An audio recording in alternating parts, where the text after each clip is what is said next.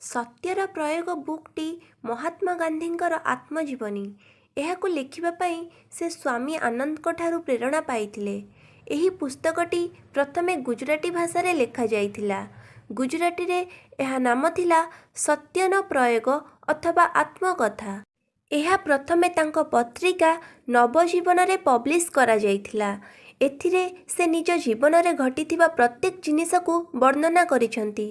ଏହି ବୁକ୍ଟି 5ଟି ଭାଗରେ ବିଭକ୍ତ ହୋଇଛି। ବୁକ୍ଟିର ଆରମ୍ଭରେ ପ୍ରଥମେ ଆସେ ପ୍ରସ୍ତାବନା। ଏହି ପ୍ରସ୍ତାବନାରେ ମହାତ୍ମା ଗାନ୍ଧୀ ଏହି ବୁକ୍କୁ ଲେଖିବାର କିଛି ସ୍ମୃତିକୁ ବର୍ଣ୍ଣନା କରିଛନ୍ତି।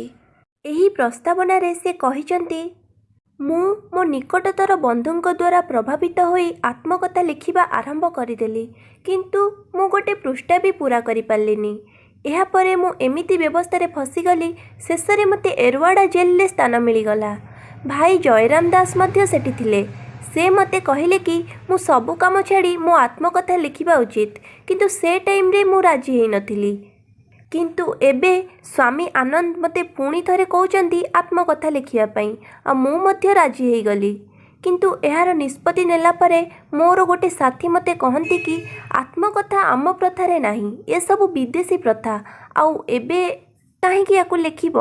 ଯଦି ତୁମେ ଯେଉଁ ସିଦ୍ଧାନ୍ତ ଅନୁସରଣ କରୁଛ, କାଲି ଯଦି ତାକୁ ଅନୁସରଣ ନ କର, ବହୁତ ଲୋକଙ୍କ ଉପରେ ଏହାର କୁପ୍ରଭାବ ପଡ଼ିବ। ଲୋକମାନେ ଖରାପ ବାଟରେ ଚାଲିଯିବେ। ତ ଏବେ ଏସବୁ ଲେଖିବା ବନ୍ଦ କର। ତାଙ୍କର ଏହିସବୁ କଥା ଶୁଣି ମୁଁ ଟିକେ ପ୍ରଭାବିତ ହୋଇଥିଲି, କିନ୍ତୁ ମୋତେ ଆତ୍ମକଥା ଲେଖିବାକୁ ହିଁ ପଡ଼ିବ।